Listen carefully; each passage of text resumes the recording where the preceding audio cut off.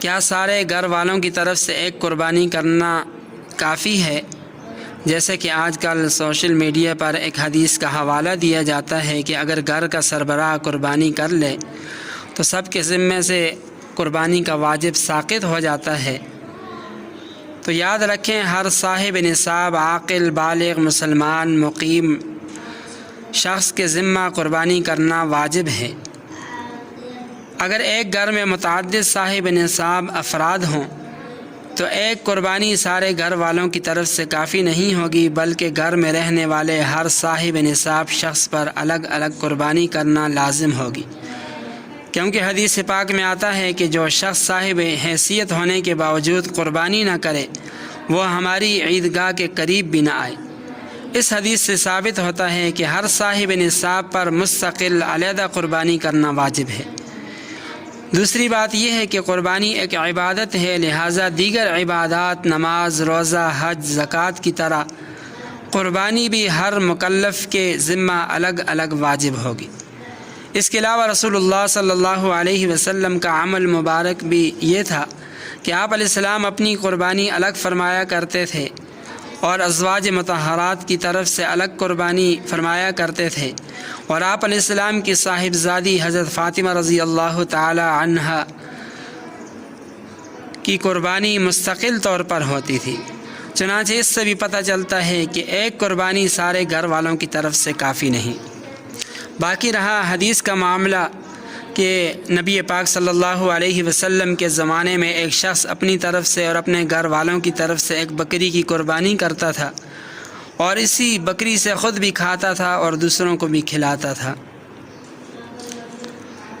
تو امام اعظم ابو حنیفہ رحمہ اللہ فرماتے ہیں کہ یہ حدیث اجر و ثواب میں شرکت پر محمول ہے، یعنی اس حدیث سے یہ بات ثابت نہیں ہوتی، اس حدیث سے یہ بات ثابت ہوتی ہے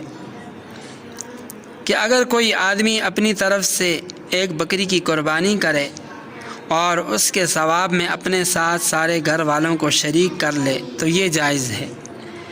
اس کی نظیر یہ ہے کہ ایک مرتبہ رسول اللہ صلی اللہ علیہ وسلم نے ایک مینڈا اپنی طرف سے قربان فرمایا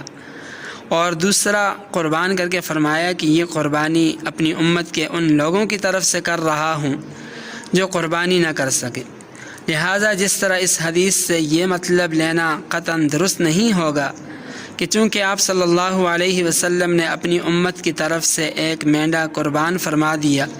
اس لیے اب امت کے ذمہ سے قربانی ساقط ہو گئی، بلکہ مطلب یہ ہوگا کہ آپ صلی اللہ علیہ وسلم نے ثواب میں ساری امت کو اپنے ساتھ شریک کر لیا۔ اسی طرح حدیث کا یہ مطلب لینا درست نہیں کہ ایک صاحب نصاب آدمی ایک بکری کی قربانی اپنی طرف سے اور اپنے گھر کے دیگر صاحب نصاب افراد کی طرف سے کرتا تھا اور سب کے ذمہ سے واجب قربانی ساقط ہو جاتی تھی، بلکہ حدیث پاک کا صحیح مطلب یہ ہے کہ نبی پاک صلی اللہ علیہ وسلم کے زمانے میں غربت عام ہونے کی وجہ سے بعض اوقات ایک گھر کے اندر ایک ہی شخص صاحب نصاب ہوتا تھا، اس وجہ سے پورے گھر میں ایک ہی شخص کے ذمہ قربانی واجب ہوتی تھی، باقی لوگوں کے ذمہ صاحب نصاب نہ ہونے کی وجہ سے قربانی واجب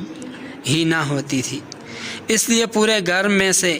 صرف ایک ہی آدمی قربانی کیا کرتا تھا، لیکن قربانی کرنے والا اپنے گھر کے تمام افراد کو اس قربانی کے اجر و ثواب میں شریک کر لیتا تھا۔ تو خلاصہ کلام یہ ہے کہ گھر کے اندر جتنے بھی افراد ہیں ان میں سے جتنے بھی افراد صاحب نصاب ہوں گے، ہر صاحب نصاب پر علیحدہ علیحدہ قربانی واجب ہوگی۔ کسی ایک کی قربانی کرنے سے باقی گھر کے جتنے بھی افراد ہیں ان سے قربانی کا جو واجب ہے یہ ساقط نہیں ہوگا۔